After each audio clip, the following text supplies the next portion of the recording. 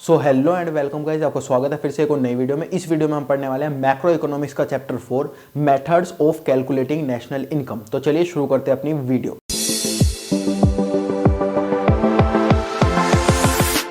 और video start करने से पहले एक इंपॉर्टेंट अनाउंसमेंट, जो भी मैं आपको इस वीडियो में पढ़ाऊंगा उसके नोट्स बनाने की जरूरत आपको नहीं है, वो आपको हमारे टेलीग्राम चैनल पर मिल जाएंगे, जिसका लिंक आपको डिस्क्रिप्शन में मिल जाएगा।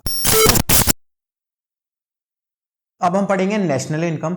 नेशनल इनकम कैलकुलेट करने के कितने मेथड होते हैं? 3 मेथड होते हैं। पहला इनकम मेथड, दूसरा एक्सपेंडिचर मेथड, तीसरा वैल्यू एडेड मेथड। तो इन तीनों मेथड को इस चैप्टर में हमको पढ़ना है। तो सबसे पहला मेथड पढ़ते हैं, जो कि है इनकम मेथड। इनकम मेथड का मतलब क्या होता है कि इस पूरी कंट्री में जितनी भी इनकम है उन सबको अगर हम प्लस कर देंगे तो वो क्या हो जाएगी? वो हो जाएगी हमारी नेशनल इनकम। सबसे पहले देखते हैं इनकम कितनी कितनी टाइप की होती है और उन सबको फिर प्लस कर देंगे। पहली इनकम होती है प्रॉफिट। प्रॉफिट क्या होता है? किसी भी चीज से प्रॉफिट होना। मेरे बिजनेस में मुझे प्रॉफिट हो सकता है, शेयर मार्केट से मुझे प्रॉफिट हो सकता है, वगैरह वगैरह। तो प्रॉफिट के अंदर 3 चीज आती है। पहला डिविडेंड, जैसे अगर मैंने शेयर अगर इशू किए हैं या फिर शेयर मैंने खरीदे हैं तो मेरे को क्या मिलेगा? मेरे को मिलेगा डिविडेंड। उसके बाद रिटेन्ड अर्निंग। रिटेन्ड अर्निंग यानी कि जो भी मेरी सेविंग है, अब पैसे का ना जाना भी तो पैसे का आना ही है, तो रिटेन्ड अर्निंग। उसके बाद कॉर्पोरेट टैक्स, जो कॉर्पोरेट टैक्स मैं देता हूं उसको। तो प्रॉफिट के अंदर ये 3 चीज आती है। अगर प्रॉफिट डायरेक्टली ना दिया हो क्वेश्चन के अंदर तो इन तीनों चीजों को प्लस करके हम प्रॉफिट निकाल लेते हैं। सेकंड आता है रेंट एंड रॉयल्टी। रेंट क्या होता है? अगर मैं किसी भी चीज को भाड़े पे देता हूं तो वो रेंट होता है। रॉयल्टी क्या होती है? सपोज मैंने एक बुक लिख दी, उसके बाद मैंने उसके राइट किसी को बेच दिए, तो उसके ऊपर मुझे क्या मिलेगी? मुझे मिलेगी रॉयल्टी। तो इन दोनों को भी प्लस करते हैं। उसके बाद तीसरा आता है इंटरेस्ट। पहला हो गया प्रॉफिट, दूसरा हो गया रेंट रॉयल्टी, तीसरा हो गया इंटरेस्ट। इंटरेस्ट क्या होता है? सपोज मैंने किसी को लोन दे दिया, उसके ऊपर मेरे को इंटरेस्ट मिल गया, या फिर मैंने बैंक में एफडी करा दी, उसके ऊपर मेरे को इंटरेस्ट मिल गया। चौथा मिक्स्ड इनकम। मिक्स्ड इनकम कौन सी होती है? मिक्स्ड इनकम वो होती है जो बिजनेस से या प्रोफेशन से होती है। बिजनेस या फिर प्रोफेशन से, उसको हम बोलते हैं मिक्स्ड इनकम। जैसे बिजनेस तो हम सबको पता है, जो मैं बिजनेस करता हूं वो।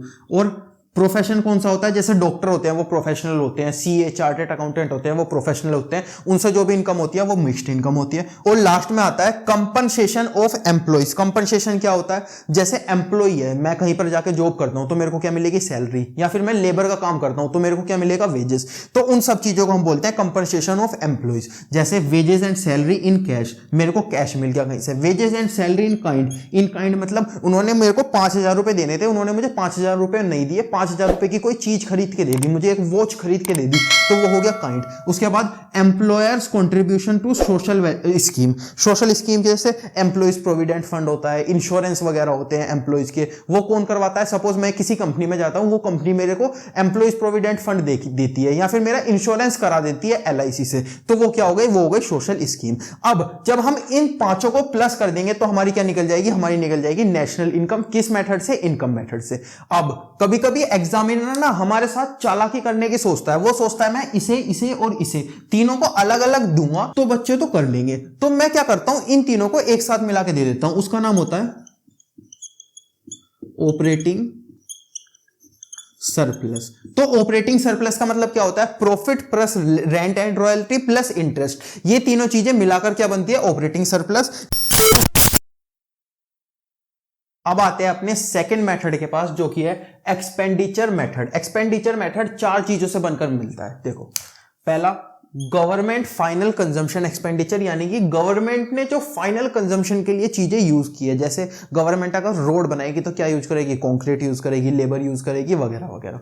उसके बाद प्राइवेट फाइनल कंजम्पशन एक्सपेंडिचर, यानी कि प्राइवेट, मेरे आपके जैसे या प्राइवेट कंपनीज ने जो चीज फाइनल कंजम्पशन के लिए यूज करी है वो। और लास्ट में नेट एक्सपोर्ट। नेट एक्सपोर्ट यानी कि कितना माल हमने बाहर भिजवाया है। कभी कभी नेट एक्सपोर्ट डायरेक्टली नहीं दिया होता, तो उसका एक फॉर्मूला है एक्सपोर्ट माइनस इंपोर्ट, जितना हमने बाहर भिजवाया है माइनस जितना हमने बाहर से मंगाया है, नेट एक्सपोर्ट। एक चीज हमारी बीच में बच गई, domestic gross domestic capital formation. इससे देखते हैं, ग्रोस डोमेस्टिक कैपिटल फॉर्मेशन यानी कि जो भी हमने कैपिटल फॉर्मेशन करी है, कैपिटल फॉर्मेशन जैसे हमने ब्रिजेस बनवाए हैं या फिक्स्ड एसेट जो भी हमने बनवाई है उसे।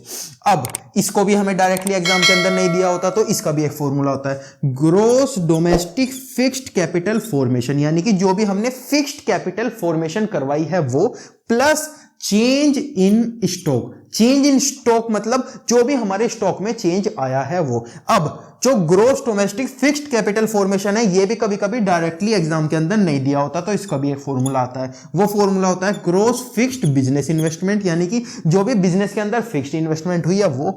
ग्रोस रेजिडेंटल इन्वेस्टमेंट, जो भी हमने आपने घर के लिए अपने रेजिडेंट इन्वेस्टमेंट करी है वो।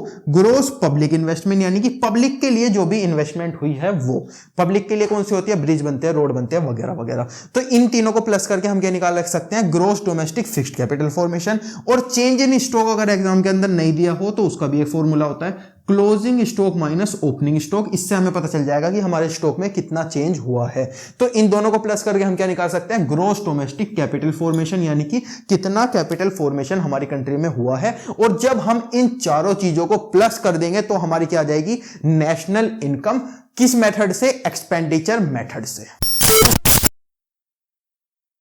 तो अब तीसरा तरीका हम देखते हैं नेशनल इनकम निकालने का, जो कि है value added method. Value added method में हम दो चीजों को ऐड करते हैं। पहली, value of output plus intermediate consumption, यानी कि इस आउटपुट को बनाने में जो भी हमने इंटरमीडिएट कंजम्पशन की, एक प्रोसेस के बीच में जो भी हमने कंज्यूम कर लिए गुड्स, जिसका आउटपुट नहीं बन पाया, वो वाले गुड्स, उनको हम बोलते हैं इंटरमीडिएट कंजम्पशन।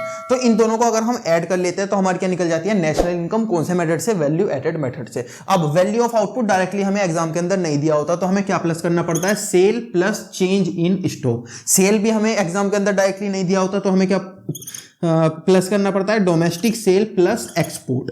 इसके बाद इंटरमीडिएट कंजम्पशन अगर नहीं दिया तो purchase of raw material. Raw material अगर एग्जाम के अंदर नहीं दिया तो डोमेस्टिक परचेज प्लस इंपोर्ट। तो इस तरीके से हम निकाल सकते हैं वैल्यू एडेड मेथड से अपनी नेशनल इनकम।